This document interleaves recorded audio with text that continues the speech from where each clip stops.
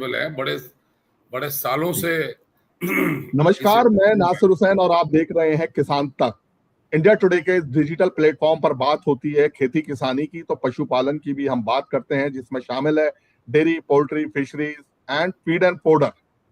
Feed and fodder जो कि किसी भी मुर्गी पालन, पशुपालन, मछली पालन के लिए बहुत जरूरी है। और जैसा कि हमें पता है और आप सब भी जानते हैं कि इस वक्त फीड को लेकर कुछ थोड़ी सी परेशानी आ रही है, ना सिर्फ फीड को लेकर बल्कि फोडर को लेकर भी। लेकिन आज हम जो चर्चा करने जा रहे हैं वो चर्चा हमारी है फीड पर। फीड में जैसा कि सब लोगों को पता है कि मक्का और सोयाबीन का अहम रोल है। लाइव स्टॉक में फीड की जब बात होगी तो इन दोनों तत्वों को हटाकर बात नहीं की जा सकती। दोनों का बहुत बड़ा इस्तेमाल है, बड़ी मात्रा में, और दोनों को लेकर किसान की बात करें तो उसकी अपनी पीड़ा है, सेक्टर की बात करें फिर वो चाहे पोल्ट्री हो, डेयरी हो, फिशरीज हो, उसकी अपनी पीड़ा है। लेकिन ऐसा नहीं है कि जब कोई परेशानी होती है तो उसका समाधान नहीं होता, समाधान भी निकलता है।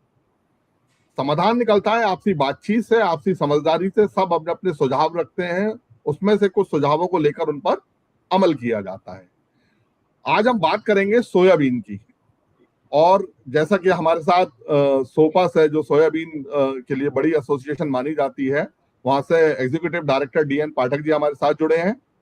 और अगर फीड एसोसिएशन की बात करें क्लेफमा की, तो क्लेफमा के चेयरमैन दिव्य कुमार गुलाटी जी हमारे साथ जुड़े हैं। आप दोनों का सर बहुत बहुत शुक्रिया, आपने अपना कीमती वक्त और इतनी जल्दी सुबह हमें दिया हमारे दर्शकों के लिए, जो हमारे चाहे वो पशुपालक भाई हो या पोल्ट्री फार्मर हो या फिशरीज से जुड़े हों। क्योंकि समस्या सबकी एक है कि कहीं ना कहीं उनको कभी फीड के लिए ज्यादा दाम देना पड़ रहा है या कभी फीड की कहीं दिक्कत आ रही है। ये दिक्कत कैसे पैदा हो रही है, इसका समाधान क्या है, कैसे उनको राहत मिलेगी, इस सब पर आज आपसे बात करेंगे। गुलाटी सर, सबसे पहले आपसे शुरुआत करते हैं। सर, फीड में परेशानी कहाँ आ रही है? जो किसान, जो फार्मर हैं, वो कह रहे हैं कि हमें महंगा मिल रहा है, कभी कभी कमी भी होने लगती है, चाहे वो पोल्ट्री हो या डेयरी, कहीं भी किसी की भी बात करें। देखिए सर, पहली बात तो ये कि हम फीड बिजनेस में नहीं है, एग्रीकल्चर बिजनेस में। क्योंकि हमारे फीड में, खास करके पोल्ट्री फीड में 50 से 55% मक्का लगता है और 24 से 25% हमारा सोयाबीन मील लगता है। तो अप्रोक्सीमेटली आप समझिए 75 से 80% तो सिर्फ दो ही इंग्रेडिएंट हैं। अब ये जो इंग्रेडिएंट के दाम अगर ऊपर नीचे होंगे तो फीड के दाम भी उसी प्रकार से ऊपर नीचे होंगे, बिकॉज मेजर इंग्रेडिएंट यही है। मक्का का आपको पता ही है कि इस वक्त सरप्लस था, अराउंड 45 मिलियन मीट्रिक टन था रबी जैद क्रॉप से पहले, तो प्राइसेस कंट्रोल में थे। अब मक्के के प्राइसेस भी बढ़ने शुरू हो गए। सोयाबीन मील की जो अवेलेबिलिटी है, तो बड़ी सिंपल सी बात है, law of demand and supply. जहां सप्लाई सरप्लस होगी और डिमांड कम होगी, obviously inversely proportional to each other है, दाम गिर जाएंगे। जहां डिमांड ज्यादा होगी और सप्लाई कम होगी, दाम बढ़ जाएंगे।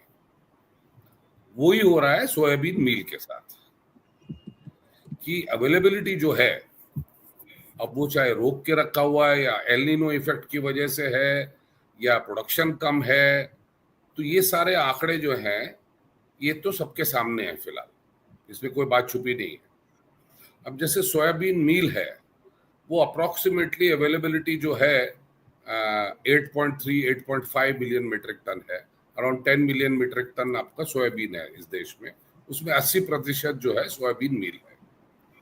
अब जो हमारी इंडस्ट्री की जो रिक्वायरमेंट है, हम ये आंकड़े और स्टेटिस्टिक्स गवर्नमेंट को भेज भी चुके हैं।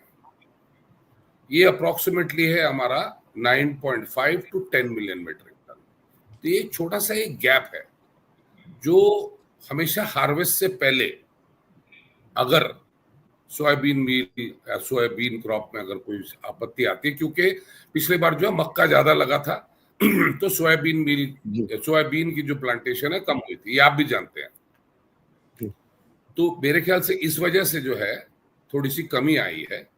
और अब जो प्लांटेशन होना है वो अभी इस मंथ, नेक्स्ट मंथ प्लांटेशन होना है, जिसका हार्वेस्ट जो है अक्टूबर नवंबर में होगा। तो अभी जो पीरियड है 3 से 4, 4 से 5 महीने, 3 से 4 महीने का, इसमें जो है प्राइसेस जो है अगर आप देखें ऊपर नीचे काफी वेरिएशन आ रहा है प्राइस में। लैंडेड कॉस्ट 72-73 रुपए तक पहुंच गई थी फार्म लेवल पर, आज मेरे ख्याल से 64-65 रुपया है। तो ये बिजनेस के लिए और फार्मर के लिए इतना ज्यादा वेरिएशन, कंसिस्टेंसी बिल्कुल ठीक नहीं है, किसी भी रॉ मटेरियल हो या इंग्रेडिएंट हो। ये प्रॉब्लम हमारे को फेस हो रही है इस वक्त, और ऊपर से गर्मी है, इतनी गर्मी है कि भाई डिजीज प्रॉब्लम्स हैं, स्ट्रेस प्रॉब्लम्स हैं। So all the problems have come together, and specially हमारा जो रॉ मटेरियल अवेलेबिलिटी है, ये इसने सबसे ज्यादा परेशानी की है इस वक्त, चाहे वो मक्का हो चाहे सोयाबीन मील। तो फिलहाल ये परेशानियां फेस कर रहे हैं हमारा सेक्टर। इसका समाधान क्या मानते हैं सर आप? सर समाधान सिंपल है, अगर फाटक साहब अलाउ करें तो स्टॉप गैप अरेंजमेंट के लिए इंपोर्ट अलाउ कर दिया जाए। देखिए इसमें फार्मर को कोई इफेक्ट नहीं होगा इस वक्त, बिकॉज हार्वेस्ट हो चुका है, सीड अवेलेबल है नहीं फार्मर के पास, तो फार्मर को कोई इम्पैक्ट नहीं होगा। वी अंडरस्टैंड कि भाई फार्मर हमारे लिए प्राइम है, इसमें फार्मर को कोई इफेक्ट होगा नहीं, इम्पैक्ट होगा नहीं। तो हमने सिर्फ गवर्नमेंट से ये दरखास्त की है कि हमारे को 1.2-1.5 मिलियन मेट्रिक टन जो शॉर्टेज है वो स्टॉप गैप अरेंजमेंट के लिए, जब तक आपका नया हार्वेस्ट नहीं आता है तब तक के लिए हमारा अलाउ किया जाए इंपोर्ट करने के लिए। और ऐसा भी नहीं है कि इसके प्राइसेस जो है 40 रुपए 45 रुपए होंगे। ये जो इंपोर्ट होके आएगा ड्यूटी के बाद भी 54-55 रुपए पर केजी पड़ेगा, जो कि ओके प्राइस है, अफोर्डेबल प्राइस है सोयाबीन मील के लिए फीड। बिल्कुल, आपके इस जो जवाब आपने दिया है इस पर हम पाठक जी से ओपिनियन लेंगे, लेकिन उससे पहले एक सवाल है गुलाटी जी आपसे इस पर, कि जब भी फीड में किसी इंग्रेडिएंट्स को लेकर जो प्रॉब्लम आती है, चाहे मक्का हो या सोया, उसका सॉल्यूशन सिर्फ और सिर्फ इंपोर्ट ही क्यों निकलता है? क्या घरेलू स्तर पर कोई और रास्ता नहीं है सर इसका? है सर, बिल्कुल है। देखिए हमारे पास लैंड एरिया सेम है, लैंड एरिया बढ़ नहीं रहा, हमारे को प्रोडक्टिविटी यील्ड बढ़ानी पड़ेगी। अब जो हमने सर्वे रिपोर्ट की फॉर एग्जांपल मक्के की, उसमें हमारे को एवरेज आया अराउंड 3,500 किलो पर हेक्टेयर, जबकि यूएस में it is approximately 11 to 12 ton per hectare. अब अगर हमारी यील्ड बढ़ेगी, it depends on the seed. मैं एग्रीकल्चरिस्ट तो हूं नहीं, अब हाइब्रिड सीड्स अवेलेबल है। अच्छा कुछ जगहों पर ऐसा नहीं है कि बिहार में जो है 7.5-8 7.5 to 8 टन भी निकला है पर हेक्टेयर। तो ऐसे नहीं कि हमारे, तो अगर एग्रीकल्चर फार्मर को एक प्रॉपर से ट्रेनिंग दी जाए, उनको समझाया जाए, प्रॉपर सीड अवेलेबल किया जाए, तो अगर यील्ड बढ़े हमारी, जो प्रोडक्टिविटी बढ़े, तो ये शॉर्टेज की प्रॉब्लम कभी आएगी नहीं। हम बेसिकली हम हमेशा से सेल्फ सफिशिएंट थे, हमने कभी कुछ इंपोर्ट करने की कोशिश भी। एक इंपोर्ट जो हुआ था वो 2020-2021 में हुआ था, जब प्राइसेस अप्रोक्सीमेटली 100 रुपए तक चले गए थे सोयाबीन मील के। बस उसके बाद से लेके आज तक तो कोई इंपोर्ट की बात भी नहीं हुई है। अब परेशानी आई है तो स्टॉप गैप अरेंजमेंट के लिए मांग रहे हैं, दैट्स ऑल। और यील्ड बढ़ाना, चाहे वो सोयाबीन हो चाहे वो मक्का हो, यील्ड बढ़ाना यही एक सोल्यूशन है हमारे देश के लिए। हम नेट एक्सपोर्टर्स थे, अब इंपोर्टर होने की जगह, we don't want to be importers, we should be self sufficient. तो यील्ड बढ़ाना जो है वही एक सबसे इसका एब्सोल्यूट सोल्यूशन है to solve all this problems in the future. अगर आप देखिए 3.5 टन है, और अगर हम इसको 3 गुना बढ़ा देते हैं, और आज हम 45 मिलियन मेट्रिक टन की बात कर रहे हैं, तो अप्रोक्सीमेटली हम 150 मिलियन टन पे पहुंच गए। अगर 3 गुना हमारी यील्ड बढ़ती है तो हम नेट एक्सपोर्टर हो जाएंगे वर्ल्ड को, एंड वो भी नॉन जीएम। जी बिल्कुल, आपका गुलाटी जी सुझाव बहुत अच्छा है। और आपने जैसा सोया का बताया कि 2021 में हमने इंपोर्ट किया था, उसके बाद लेकिन मक्का जरूर इंपोर्ट हुई 5 लाख टन, जब सेक्रेटरी अलका उपाध्याय थी उनके टाइम पर ही। और आपका सुझाव बड़ा अच्छा है, जो घरेलू स्तर पर आपने यील्ड बढ़ाने का जो सुझाव दिया, अच्छे बीज मिले, फार्मर को अलर्ट किया जाए। पाठक जी आपके पास आते हैं, गुलाटी जी को आपने सुना, दोनों चीज उन्होंने बताई, उन्होंने परेशानी भी बताई और उसके 2 समाधान बताए। एक समाधान इंपोर्ट, दूसरा घरेलू स्तर पर क्या काम आने चाहिए, आप इस बारे में क्या कहते हैं? आई थिंक मुझे गुलाटी साहब से सहमत होना है उनकी आखिरी बात पे कि यील्ड बढ़ाना बहुत ज़रूरी है, और हमारी यील्ड्स कम है, इसमें कोई दो राय नहीं है। सोयाबीन की यील्ड भी कम है और मक्के की यील्ड भी कम है, तो यील्ड बढ़ाने पे काम करना चाहिए। और मुझे लगता है कि इंडस्ट्री को भी इसमें योगदान देना चाहिए जितना वो कर सकते हैं। हालांकि सरकार काम कर रही है, एग्रीकल्चर डिपार्टमेंट है, बहुत सारी चीज़ें हो रही हैं, लेकिन इंडस्ट्री को भी थोड़ा आगे बढ़कर कुछ काम करना चाहिए। उसमें शायद गुलाटी साहब भी शामिल हैं, हम भी शामिल हैं, हमको साथ में काम करना चाहिए। दो तीन बातें जो गुलाटी साहब ने कही जिनसे मैं सहमत नहीं हो पा रहा हूँ। एक तो ये कि इनका इंपोर्ट की जो डिमांड है वो सप्लाई की कमी की वजह से है या प्राइसेस की वजह से। सप्लाई की कमी ये जो बता रहे हैं, मैं उससे अनफॉर्चुनेटली सहमत नहीं हूँ। ये जो 95 या 100 लाख टन की डिमांड सोयाबीन मिल की बता रहे हैं वो कहीं से भी सही नहीं है, बिल्कुल ही गलत सही नहीं है। मैंने उस पर काफ़ी सारा काम किया है और इन्हीं के लोगों से मिलकर बात की है, जो पोल्ट्री के बड़े बड़े लोग हैं उनसे मिलकर बात की है, पोल्ट्री साइंटिस्ट से बात की है, न्यूट्रिशियस्ट से बात की है, पोल्ट्री फीड मैन्युफैक्चरर्स के यहाँ जाके देखा और उनसे बात की है। ये डिमांड सही नहीं है।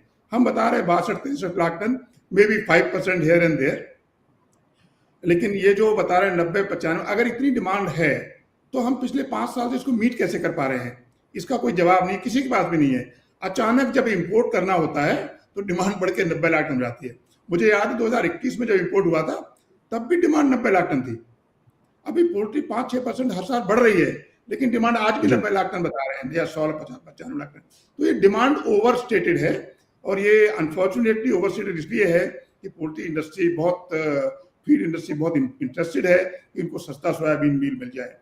अगर हम भाव की बात करें तो देखिए, जब सोयाबीन 45 रुपए में बिक रहा था तो इनको 38 रुपए में फीड मिल रहा था। जब सोयाबीन 60 रुपए में बिकेगा तो इनको 52 रुपए में फीड मिलेगा। सोयाबीन 70 रुपए में बिकेगा तो इनको 60 रुपए में फीड मिलेगा। तो भाव ऊपर नीचे होते हैं, उसकी बहुत सारी वजह होती है। किसान को अगर सही भाव मिलता है, और किसान अगर सोयाबीन का, अगर पोल्ट्री का किसान है तो सोयाबीन का किसान भी किसान है। अनफॉर्चुनेटली पोल्ट्री इंडस्ट्री एक साइड देख पा रही है, इनको पूरी इंडस्ट्री को साथ में देखना चाहिए। अगर पोल्ट्री इंडस्ट्री है तो सोयाबीन भी इंडस्ट्री है। अगर हम इंपोर्ट कर लेंगे सब कुछ, और विश्वास करिए वर्ल्ड दुनिया में बहुत सारा सोयाबीन मील अवेलेबल है, हम इंपोर्ट कर सकते हैं। तो अभी हम ये बात कर रहे हैं कि एक बार रास्ता खुल गया तो, और हमारा सोयाबीन मील हमेशा दुनिया से महंगा रहेगा।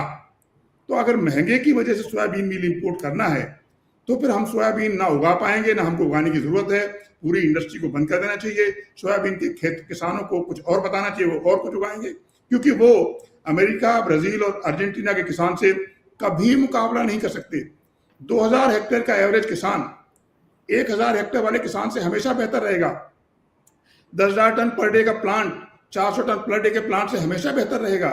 तो ये जो तुलना है किसानों के और प्लांट इंडस्ट्री के बीच में, वो सही नहीं है। ये 1-to-1 तुलना नहीं है, ऑरेंजेस एंड एप्पल्स की वाली बात है। हमारा किसान उनके किसान से कम्पीट नहीं कर सकता। हैविंग सेड दैट, हमारी जो अभी यील्ड है सोयाबीन की 1 टन के आसपास, वो बहुत कम है। इसको बढ़ा के 2 गुना किया जा सकता है। सरकार के एफर्ट्स हैं, हमारी एफर्ट्स हैं, सोयाबीन लगे हुए, लेकिन उसमें शायद बहुत सारी ऐसी विसंगतियां जिन पर काम नहीं हो पा रहा है। हो रहा है, लगे हुए हैं, लेकिन यील्ड बढ़ाना चाहिए, मक्के में भी यील्ड बढ़ाना चाहिए। लेकिन अगर किसी चीज की हिंदुस्तान में कमी नहीं है तो इंपोर्ट करना, पार्टिकुलरली इन एग्रीकल्चर, बिल्कुल भी जायज नहीं है। और हमारे किसान को अर्जेंटीना के किसान से कंपीट करवाना किसी तरह से भी जायज नहीं है। एक बात मैं और कहना चाहता हूं, सोयाबीन के 50-60 लाख किसान सिर्फ किसान हैं, सिर्फ किसान हैं। पोल्ट्री में जो किसान लगे हुए उसमें 30 से 35% बड़े बड़े कॉर्पोरेट्स हैं। और मुझे कभी एक पोल्ट्री वाले ने बताया था कि सबसे ज्यादा रोल्स रॉयस हमारे पास ही है। मतलब उन्होंने बड़े जोकरली कहा था, पर शायद वो सच्चाई है। तो ये तुलना जो है वो ठीक नहीं है। आई थिंक हमको होलिस्टिकली सोयाबीन के किसान को, सोयाबीन की इंडस्ट्री को, पोल्ट्री इंडस्ट्री को और पोल्ट्री के किसान को होलिस्टिकली देखना पड़ेगा, ताकि सबका हित ठीक रहे। एक आदमी के हित को साधते हुए दूसरे को नुकसान पहुंचाना, मुझे लगता है ना सही पॉलिसी है और ना सही सोच है। इसमें मेरा गुलाटी साहब से ऑब्वियसली बड़ा विचार नहीं, बिल्कुल सर, ये बात आपकी सही है, इससे हम भी सहमत हैं कि देखिए नुकसान तो किसी को नहीं होना चाहिए, क्योंकि देश के लिए दोनों लोग बहुत जरूरी हैं। पोल्ट्री को भी किनारे नहीं कर सकते। पोल्ट्री ना प्रोटीन डेफिशिएंसी से लड़ने में मदद कर रहा है। जितना सस्ता pure protein poultry sector available करा रहा है वो कहीं और से नहीं मिल रहा। 7 या 8 रुपए में जो एक अंडा हमें टेबल एग मिल जाता है उसमें जो प्योर और ज्यादा प्रोटीन मिल रहा है, इतने रुपए में कहीं कोई प्रोटीन नहीं मिलेगा। लेकिन हम इससे भी इनकार नहीं कर सकते, जब गुलाटी जी बता रहे हैं और मेरी भी पोल्ट्री सेक्टर में बातचीत होती है कि जो दाम मार्केट में होता है सोया का, मक्के का, जो भी हो, उस पर उन्हें खरीदना पड़ता है। किसान कह रहा है हमें दाम नहीं मिल रहा। तो ये बीच में सर ये जो शिकायत आ रही है इसकी वजह क्या है?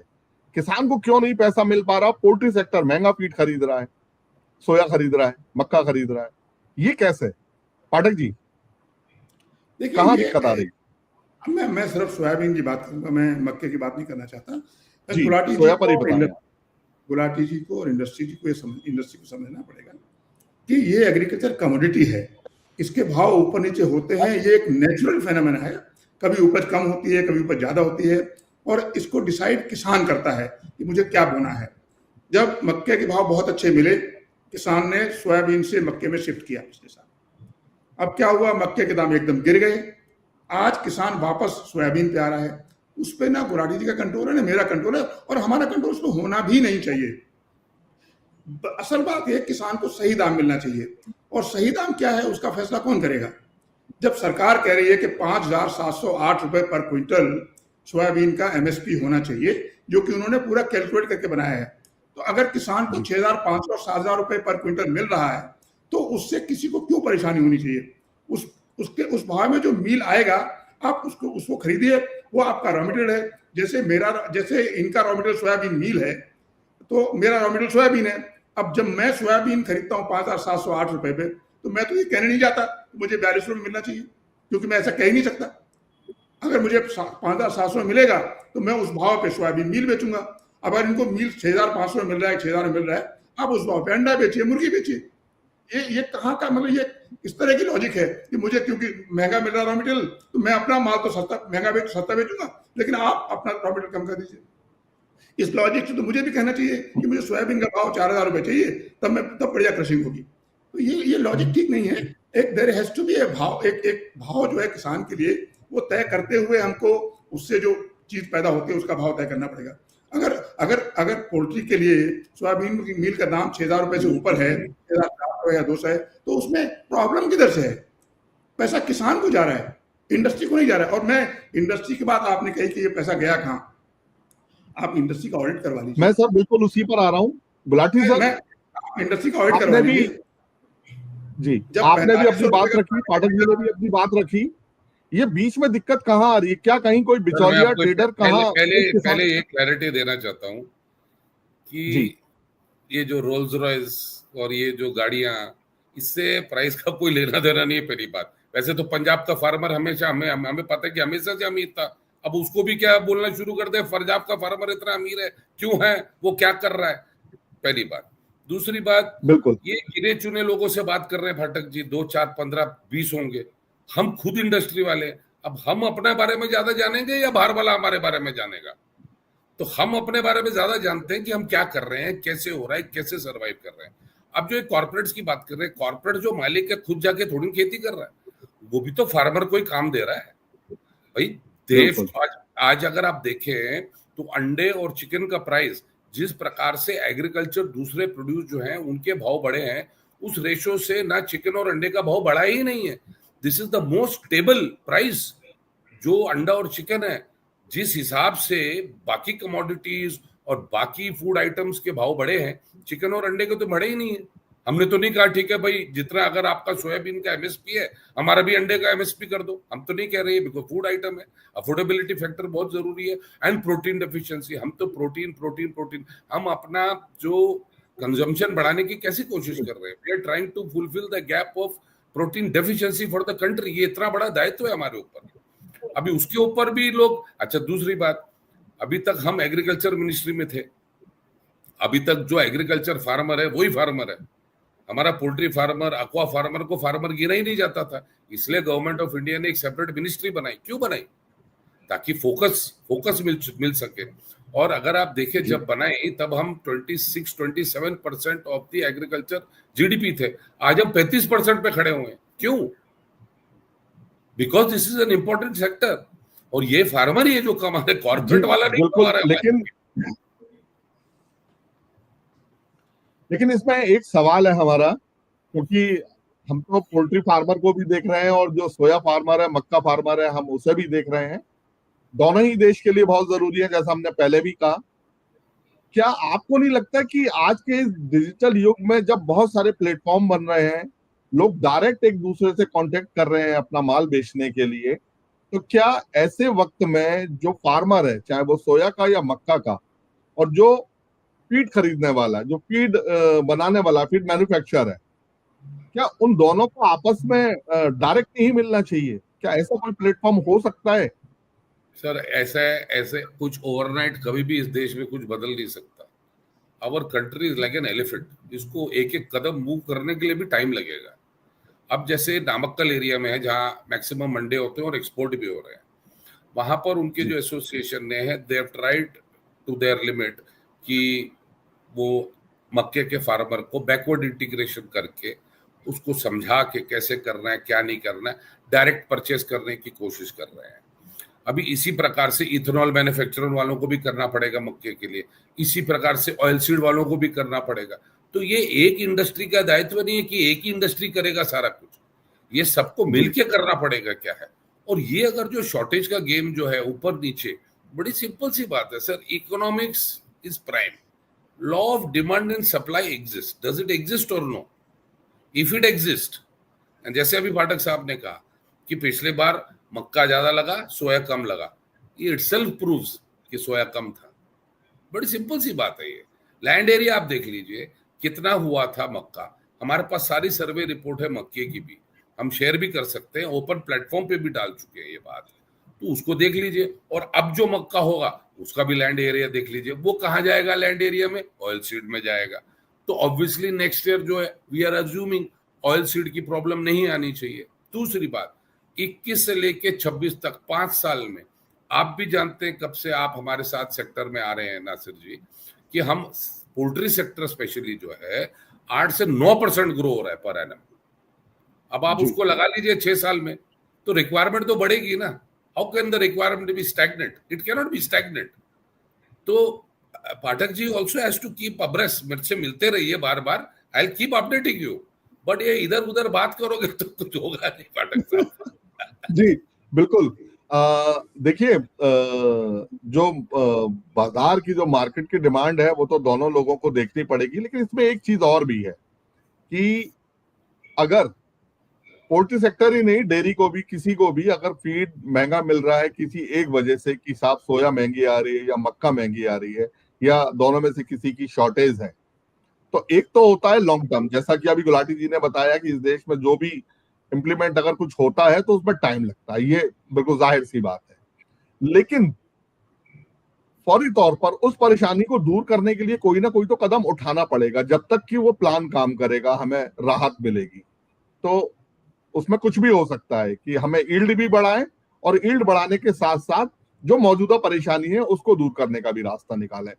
पाठक जी, अब एक सवाल आपसे मेरा है, जैसे गुलाटी जी ने बताया, क्या आपके पास कोई प्लान है कि जिससे फार्मर को, यानी किसान को भी अच्छा दाम मिल जाए उसके सोया का, और जो हमारे सेक्टर वाले हैं, पोल्ट्री सेक्टर वाले, उनको भी सस्ते दाम में अच्छी सोया, सस्ता क्या मतलब जो बाजार में चल रहा हो वही, परेशानी ना हो, वो मिल जाए? आपके पास क्या सुझाव है इसके लिए? पहले तो मैं एक एटीट्यूडनल प्रॉब्लम जो है, जो मुझे अभी सुनने को मिली, वो बताना चाहता हूँ आपको। Poultry industry, feed industry always considers itself to be the big brother. I don't know why this attitude. जैसे मेरे दोस्त हैं गुलाटी साहब, उन्होंने क्या बोला कि पाठक जी को कहिए मुझसे मिलते रहा करें। उन्होंने ये नहीं बोला कि हमको चाहिए हम आपस में मिलते रहा करें, जबकि हम बहुत सारे प्लेटफॉर्म से इकट्ठे होते हैं। सर, क्योंकि आपके पास गलत इन्फॉर्मेशन है, इसीलिए मैंने कहा मिलते रहिए। अगर आप सही इन्फॉर्मेशन देते तो मैं बोलता कि चलो साथ में बैठते हैं। हमने साथ में बैठ के सुझाव भी किया, ये किया कि ट्रिगर पॉइंट निकालिए, प्राइस निकालिए ट्रिगर का, उसके बाद में इंपोर्ट अलाउ हो जाना चाहिए। अगर हमें लगता है कि ये काम हम भी कर सकते हैं। ये बिग ब्रदर एटीट्यूड नहीं है सर, हम तो कहीं थे ही नहीं पहले।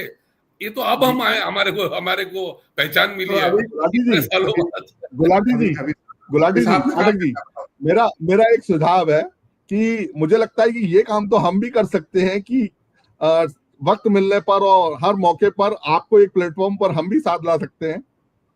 हम भी किसानों की तरफ से और पोल्ट्री फार्मर की तरफ से आपके सामने कुछ सुझाव रख सकते हैं। पर ये वो हस्बैंड बिल्कुल लाना चाहिए सर, बिल्कुल लाना चाहिए। ये जो हस्बैंड वाइफ वाला एटीट्यूड है इंडिया वाला, मेल शोविनिज्म, कि ये लोग मेल हैं और हम लोग जो है वो वाइफ का रोल निभाते हैं, इसको दूर करना पड़ेगा। We are friends and we should be meeting, we should be talking. ये जो एटीट्यूड का नहीं, बिल्कुल आप दोनों लोग अपने अपने फार्मर के लिए सोच रहे हैं। आज भी तैयार हूँ गुलाटी, जब चाहे मैं दरबार में आऊंगा। ओल्ड स्कूल थॉट मत रखिए आप, पहली बात तो ये है। देखिए, आपने मुझे ओल्ड बोला है, आप खतरे में हैं। ओल्ड स्कूल बोला, आपको ओल्ड नहीं बोला है। सोच की बात हो रही है, उम्र की नहीं बात हो रही है। काम की बात करते हैं। ताहिर हुसैन जी ने पूछा है कि इसका हल क्या है। I think very very question, और मुझे अपनी बात को ज्यादा मेहनत नहीं करनी पड़ेगी बताने के लिए। किसान को सही दाम मिले, ये तो सब मानते हैं। I think I am sure Gulati ji मानते हैं, ताहिर हुसैन साहब भी मानते हैं, गवर्नमेंट भी मानती है। तो अगर किसान को सही दाम मिले तो उसका फैसला तो बड़े आराम से हो जाएगा। एमएसपी क्या है, किसान की लागत क्या है, उसकी पैदाइश, उसका पैदा कितना होता है, वेस्टेज कितनी होती है, उसको उसका प्रॉफिट क्या होना चाहिए, उसके हिसाब से पोल्ट्री के, सोयाबीन के दाम तय हो जाएंगे। अच्छा, अगर गवर्नमेंट चाहती है, जैसा ही गुलाटी साहब ने गवर्नमेंट से प्रार्थना की है, गवर्नमेंट क्यों नहीं फिक्स कर देती हर चीज का दाम? गवर्नमेंट को चाहिए सोयाबीन का दाम फिक्स कर दे, पोल्ट्री के लिए दाम फिक्स कर दे, सोयाबीन मील का, तेल का दाम फिक्स कर दे, इंडस्ट्री को जो प्रोसेसिंग चार्जेस हैं वो दे दे, 2% प्रॉफिट दे दे, वी आर वेरी हैप्पी। लेकिन ऐसा क्योंकि होना संभव नहीं है, इन्हें कैपिटलिस्ट सेटअप ये संभव नहीं है। तो किसान को लेके हम लोग चलते हैं कि किसान को सही दाम मिले, और उस सही दाम से जिस भाव पे सोयाबीन मील बनता है उस भाव पे सोयाबीन मील गुलाटी साहब को मिलना चाहिए। उससे मैं 100% सहमत हूँ। बीच वाली बातें जो है वो उससे मैं सहमत नहीं हूँ, क्योंकि ये जो एक एक्यूजेटरी टोन है कि इंडस्ट्री कुछ कर रही है, कि इंडस्ट्री प्रॉफिटियरिंग कर रही है। मैंने कुछ चिट्ठियां पढ़ी हैं गुलाटी साहब के दोस्तों की, इनकी, कि इंडस्ट्री प्रॉफिटियरिंग कर रही है, इनके ऊपर फेरा लगा दिया जाए, ईडी लगा दिया जाए।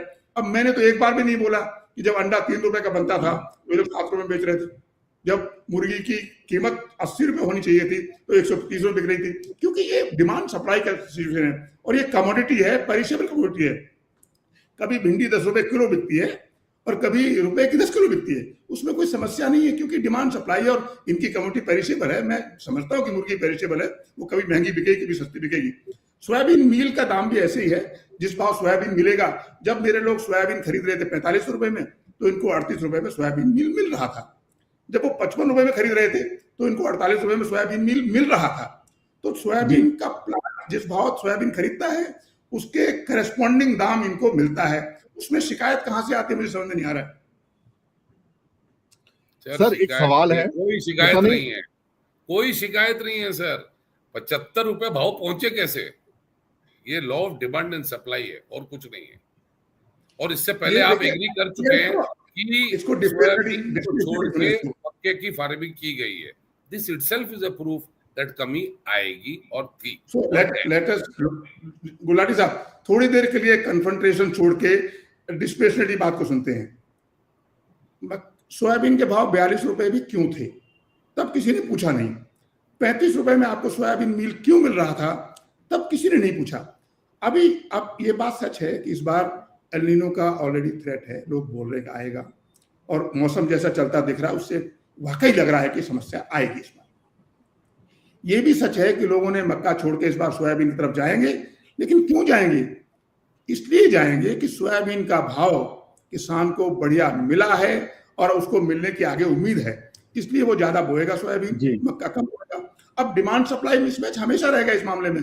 तो the industry has to reconcile to buying the things at the right price, not at the price that they demand. Problem वहां पे है कि जो डिमांड आप करते हो उसमें सामान नहीं मिलेगा आपको, जो राइट प्राइस है उसमें मिलेगा। या फिर आप सब कुछ सरकार के हाथ में दे दीजिए। Government should regulate the price of oil, price of meat, the price of soybean and the price of मुर्गी एंड द प्राइस ऑफ अंडा। Is Mr. Gulati or the industry willing to do that? We are not. Nobody is willing to do that. So let the industry work the way it should function and let the farmer at least get the proper price. not only the soybean farmer, also the poultry farmer. Nobody should suffer. The poultry industry should survive, should thrive, because they are our users, they are our customers. इनका भला होगा तो ही हमारा भला होगा. हम तो इनसे झगड़ा मोल ले ही नहीं सकते. ये तो हमारे माई बाप हैं और वो उनके कहने झलकता भी हमसे आके मिलो. जाके मिलेंगे सब आपसे. लेकिन अगर आप सर्वाइव करेंगे तो हम सर्वाइव करेंगे. आप ये चाहें कि आप तो मर जाओ, हम तो अमेरिका से मंगा लेंगे, तो साहब रोना तो आएगा ना. फिर तो कभी तो हाई तो मचानी पड़ेगी. तो हमको भी जीने दो. So let us work on the basis कि आप जिए, हम जिए, किसान को पैसा मिले, आपका किसान खुश रहे, मेरा किसान खुश रहे. ओवरऑल होलिस्टिकली अगर बात करेंगे तो कहीं बीच का तरीका निकलेगा. एक तरफा सोचने से काम नहीं चलेगा. नहीं, बिल्कुल ये बड़ी अच्छी बात है कि आप दोनों लोग अपने अपने किसान के लिए सोच रहे हैं. गुलाटी जी भी बिल्कुल अड़े हुए हैं कि भाई हम अपने पोल्ट्री फार्मर को कैसे छोड़ दें. वहां सिर्फ कंपनियां नहीं है, फार्मर भी हैं. जिसके पास 5,000 बर्ड है, 3,000 बर्ड है, वो भी ऐसा भी फार्मर है पाठक जी, मैंने खुद देखा है. और दूसरी तरफ आप भी जो सोयाबीन के फार्मर के लिए लड़ रहे हैं, वो भी अपनी जगह ठीक है, आप अपनी जगह बहुत सही है. और दोनों में दर्द है अपने अपने फार्मर के लिए. लेकिन जरूरत सिर्फ इस बात की है कि आपका फार्मर आपके लिए आपका ना रहे, गुलाटी जी के लिए उनका रहे. दोनों के फार्मर दोनों के लिए इंपॉर्टेंट होने चाहिए. एग्जैक्टली. दोनों सोचें, बहुत अच्छी बात है. उसमें फार्मर का फायदा है तो सबका फायदा, और खासतौर से देश का, क्योंकि इस देश के लिए प्रोटीन भी बहुत जरूरी है. जैसा उस पर रोशनी डाली गुलाटी जी ने प्रोटीन डेफिशिएंसी को लेकर, और इवन मैं तो कहूंगा जो फूड सिक्योरिटी है उसमें भी पोल्ट्री जो है बहुत अहम रोल निभा रही है. तो आप दोनों ही बहुत जरूरी है इस देश के लिए. आपके साथ जो फार्मर जुड़े हैं वो भी. और बहुत अच्छा लगा कि आप दोनों के दिल में दर्द है अपने अपने फार्मर के लिए. लेकिन बस जरूरत इस बात की है कि आप उन दोनों फार्मर को मिलाकर और दोनों एक साथ सोचिए. इसमें हमारे फार्मर का भी फायदा होगा और इस देश का भी फायदा होगा. आइंदा फिर ऐसे ही किसी विषय पर आप लोगों के साथ, इन्हीं मुद्दों के साथ फिर जुड़ेंगे. आप लोगों का बहुत बहुत शुक्रिया. और उम्मीद है कि जो हमारे किसान भाई बहन हैं उन्होंने भी आपकी बातचीत से फायदा उठाया होगा, उन्हें भी राहत मिली होगी कि कोई तो है जो उनके लिए सोच रहा है. नमस्कार. Thank you ji. Thank you for having us. Thank you. धन्यवाद.